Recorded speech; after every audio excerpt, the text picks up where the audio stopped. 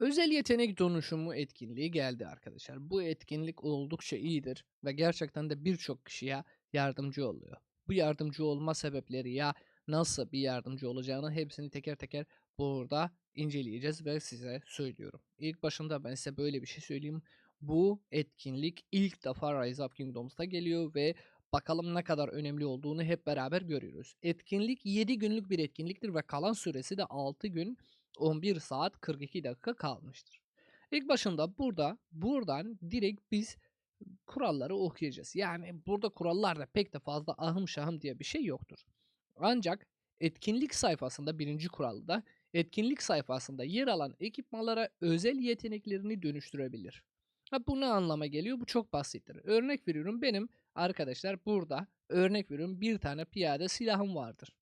Bu piyade silahı, ya hatta burada bu piyade silahı ben okçuya çevirmiştim. Yanlışlıkla abi internetim gitmiş ya, herhangi bir şekilde sabah uyanmışım. Bunu okçuya basmışım. Özel yetenek okçu ama kendisi piyadedir arkadaşlar. Ve burada bunu zaman harcamışım yani. Veya hatta yenilenme ile direkt yenile ben okçuya basmışım yanlışlıkla arkadaşlar. Ve bu direkt okçuya gitmiştir. Ancak bu benim için tamamen bir performansı yok. Çünkü okçu sağlığını %6,5 veriyor. Ancak ben bunu yapmıştım. Yanlışlıkla yapmıştım. Ve bunu bozması için ve tekrardan yapması için aslında %100 materyali veriyordu. Ama tekrardan bu ekipmanı yapmasıyla arkadaşlar bir ton daha harcamam gerekiyor. Allah bilir, İkinci defada ben aynı ekipmanı işlesem de, hatta her ne kadar da, yani böyle bir şey söyleyeyim aslında çok açık ve net. Burada ben bu ekipmanı eğer ki özel yeteneği okçuyla bassam, yani yanlışlıkla bastıysam, bozarsam ben %100 materyalimi geri alıyorum. Ancak tekrardan bu ekipmanı işletmem lazım. Ki özel yeteneğini doğru düzgün yapayım. Yani piyadeye çevireyim. Ve bununla ben %100 materyalimi geri alıyorum. Ama tekrardan bu ekipmanı işlemem ve tekrardan kritik atması, bu binde bir, yani öyle bir şey söyleyeyim. Çünkü %11, %11, %11, %11 4 kere ve son da %100 etkinlik o. Yani ekipman direkt kritiğe gidiyor. O yüzden bu hiç mantıklı değildir. Ve eminim ki birçok oyuncu da aynı hataları yapmışlar. Ve hatta ben bazen internet, yani bir arkadaş interneti gitmiştir, ekipman yapılmıştır, ya manca niye verilmiştir yani. Ya bunu ben bizzat gördüm, şahit olduğum, yüzden bir şey diyorum yani bunu. Ve bunu tekrardan bozması %100 materyalimi geri alıyorum ama tekrardan yapmam. Birincisi taslak kaybı, ikincisi tekrardan %100 birinci defada kritik atıyor mu atmaz mı, bunu da Allah bilir ve bu çok zordur. O yüzden her seferinde, yani burada bunu artık bozmama gerek yok. Direkt bu etkinlikte bunu piyadeye çevirebiliyorum. Okçuysa yani. Bu çok basit bir şeydir aslında. Çok da normal yani. Zor bir şey değildir. Çok da faydalıdır. Yani burada kural bu kadar basittir. İkinci kısmına geçersek arkadaşlar. Burada diyor ki her etkinlik döneminde özel yeteneği dönüştürmek için bir ekipman parçası seçebiliyoruz. Yani bu etkinlik her 7 günde bir gelmiyor. Ayda bir kere mi geliyor? 2 ayda bir geliyor mu? Şu an belli değildir ancak bu şekilde yani geliyor ve bir kere bir tanesi, yani her seferinde bir tane ekipmanı ben dönüştürebiliyorum. Bu da iyidir. Burada da üçüncü kısmında diyor ki ekipmanın kuvvetine bağlı özel olarak, yani bağlı olarak özel yeteneği dönüştürmek için çeşitli miktarda cevher gerektiriyor. Şimdi arkadaşlar, bu da oldukça basittir aslında. Bu ne anlama geliyor? Diyor ki ekipman ne kadar güçlüyse o kadar daha fazla ben materyal istiyorum. Cevher istiyorum. Çok affedersiniz, materyal değil, cevher istiyorum. Örnek veriyorum. Burada arkadaşlar çok basit bir şekilde size söyleyeyim. Burada benim KVK silahımı aldım. Özel yeteneğimi, örnek veriyorum, okçuya basmıştım.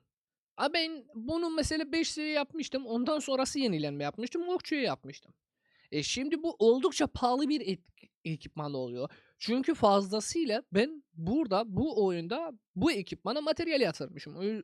Örnek veriyorum. Birincisi ben bir seviye yaptım, 2 seviye yaptım, 3 seviye yaptım, 4 seviye yaptım, 5 seviye yaptım. Ekipmanı değiştirmişim. Bununla ilgili bir ton materyal harcamışım ben. Materyalin kısmını da, ya materyal harcaması ile bunun cevherle herhangi bir alakası var mı? Yani bunu da tabii ki vardır, muhakkak vardır ki her cevher de, yani buradan böyle bir şekilde yapılıyordu. Yani her materyaller, bir etkinlik daha geliyor. Yani önceki güncellemelerde ben size söylemişim. Her bir tanesi 120 cevher istiyordu. Yani burada yine de aynı şekilde denk geliyor mu, denk gelmez mi bilemiyoruz. Yani şu an burada mesela örnek veriyorum. Burada mesela 70, 80, 90 tane materyal istiyor arkadaşlar. 90 tane. Buradan da ikinci seviyeye çarpmışız. Onu da ikinci seviyeye çıkartması için bayağı materyal istiyordu yani. Burada hadi diyelim 90. 41.850 eksi 90 bölürsek 465 cevher. Yani burada her bir materyalde 465 cevher bir maliyeti vardır. Hadi diyelim burada oradan da 40 tane daha harcadık. 30 tane daha harcadık ki yani burada 41.850 aslında 41.850 tanesi 120 tane materyal. Burada 340 tane bir cevher istiyor arkadaşlar. Ve bu da gerçekten çok fazla yani.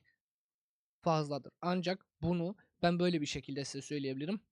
Birisi ekipman yapmıştır. 5 seviye yapmıştır. Özel yeteneğini yanlış vermiştir.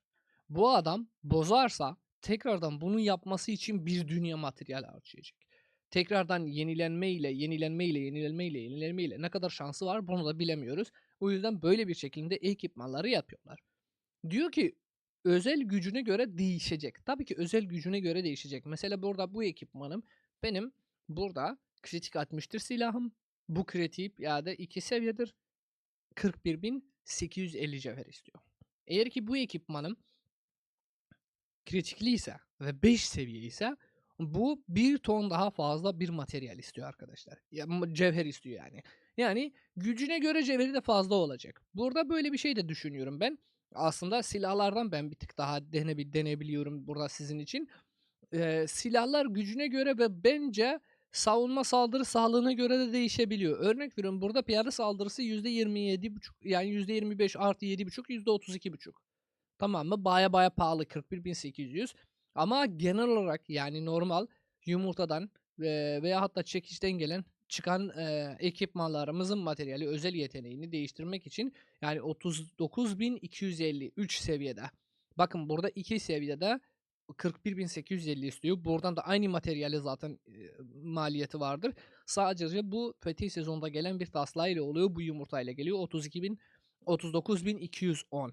Ancak burada okçu da 2 seviyemiz vardır. 2 seviye okçu savunması %20 artı %6 yani %26 daha aynı ekipmana denk geliyor. Sadece bir tık daha materyali daha fazla harcamışız. Burada 40.291 cevher istiyor. Ve bu 3 seviyede olsa çeşitli bir şekilde yani bunu çevirirsek de çok daha fazlasıyla maliyeti olacak. Ve buradan da direkt özel yeteneği olarak yani burada toplama yetenekleri. Çünkü herhangi bir gücü yok. Toplama komutanıdır. Çok da bir önemi yoktur aslında bunu yapan ya yapmayan. Burada özel yeteneği mesela ben entegrasyona vermişim arkadaşlar. Bir seviye. Herhangi bir sadece simgesel bastık ve buradan da herhangi bir seviyeyi yükseltemedim. Yani burada böyle gördüğünüz gibi bir seviyeden ben dönüştürebiliyorum. 451 cevher de buradan gidecek. Ancak buradan direkt şeyimiz de vardır arkadaşlar. Yani burada takılardan biraz daha önemlidir. Takı birinci seviyede, ikinci seviyede bakın. Birinci seviye bir takı herhangi bir taslak harcamamışım. Herhangi bir şey harcamamışım yani. Ne derler? Yenilenme bile yapmamıştım. Bu direkt beşinci ekipmanımdan direkt özel yeteneği aldı. Burada 16.651 cevherle ben bunu özel yeteneği değiştirebiliyorum. Ancak burada yine de aynı şekilde bir zeval yüzüğüm vardır. Ve bu zeval yüzüğü gerçekten birinci defada da yani böyle bir şey oldu. Kendisini kritik attırdı kendine. Yani başka bir zeval yüzüğü de yapmadım arkadaşlar. Onu da size söyleyeyim. Burada ikinci kısmında tamamen ikinci seviyede yani. Burada gördüğünüz gibi iki seviye. Bir takı 23.100 cevher istiyor. Yani buradaki farkımız neredeyse 3 oradan da 4 7K bir cevher farkı vardır. Peki bu ekipmanlar ya bu etkinliği nasıl oynayabiliyoruz? Bunu defalarca gördüm ve tekrardan bunu size söylüyorum. Birisi gelmiş mesela piyade silahını 5 seviye yapmış. Yenilenme son kısmında yenilenmeye girmiş ve burada özel yetenek çıkarken piyadenin yerine okçu basmıştır. Bu adam muhakkak bunu çevirecek arkadaşlar. Veya hatta burada takılardan en önemli şeylerden birisi de takılardır arkadaşlar. Çünkü takılardan birisi ilk başından piyadeyi main olarak oynuyorum. İlerideki zamanlarda belki başka bir şey olacak ya herhangi bir şey yapıyorum.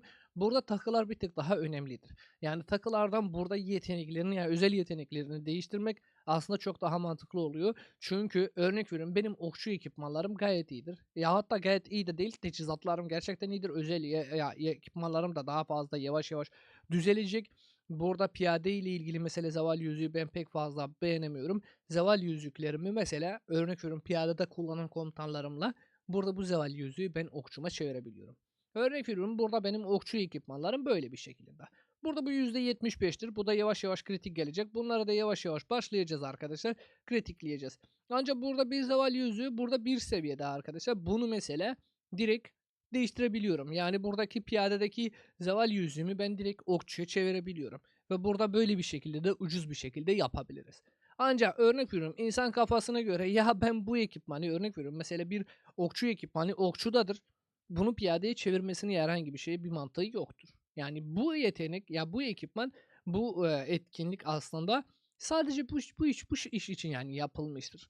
Benim takılarımı başka bir komutana başka bir birimle kullanmak istiyorum. Ve en önemli şeylerden de birisi budur. Yanlışlıkla özel yeteneklerini seçen bir kişi bu etkinliği kullanıyor. İkincisi takılarımı özel yeteneğini değiştirmek istiyorum. Örnek veriyorum bir zeval yüzüğü buradan okçudan ya okçuda daha fazla iyi çalışıyorsa okçuya çevireceğim ve böyle kalacak. Yani piyadede zeval yüzüğü değil en büyük şanımı yapacağım mesela.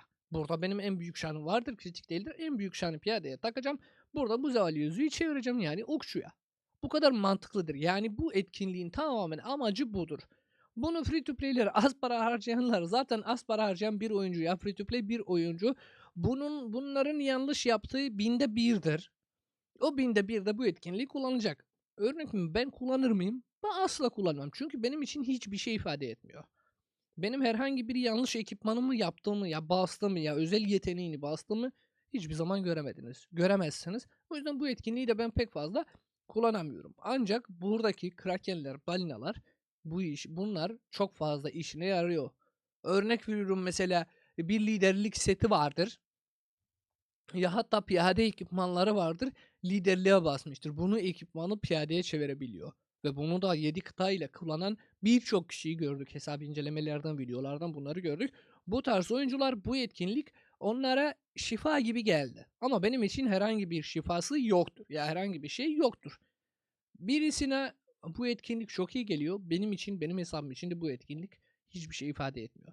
Senin hesabında belki vardır ve işine yarıyor. Arkadaşlar umarım bu video faydalı olmuş olabilir. Cevherlerde gördüğünüz gibi yani ben sadece silahlarımdan gördüğünüz gibi yani 2 seviye savunma eee, bir yetenek ağacı 2 seviye bir piyade ya hatta 3 seviye bir piyadeden daha fazla bir cevher istiyor. Buradan da tabii ki Fetih sezonundaki ekipmanlar bir tık daha fazla istiyorlar yani normal silahlardan daha fazlasıyla. Bu aynı şekilde eldivenlerden de aynı şekilde oluyor yani. Eldivenlerden herhangi bir farkı yoktur. Çünkü her ikisi de 2 seviye. Hiçbir şey yapamıyoruz. Pantolonlarda ya ayakkabılardan da oluyor mu? Burada mesela piyade savunması 12 42.150. Buradan da piyadamız var, süvarimiz vardır arkadaşlar. 2 seviyede 19.350. Yani burada ne kadar seviyesi yüksekse daha fazla da bir cevher istiyor aslında. 4 seviye bir pantolon, 2 seviye bir pantolon, 1 seviye bir pantolon. Yani burada farkı gördüğünüz gibi çok fazladır arkadaşlar. O yüzden dikkat edin neyi neyine çevireceksiniz arkadaşlar. İzlediğiniz için teşekkür ederim. Beğeni atmayı ve yorum yazmayı unutmayın. Sizin düşünceniz bu videonun ya bu etkinliğin hakkında nelerdir? Yorumlarda yazarsanız sevinirim. İzlediğiniz için teşekkür ederim. Kendinize çok iyi bakın. Görüşmek üzere. Hoşça kalın. Bay bay.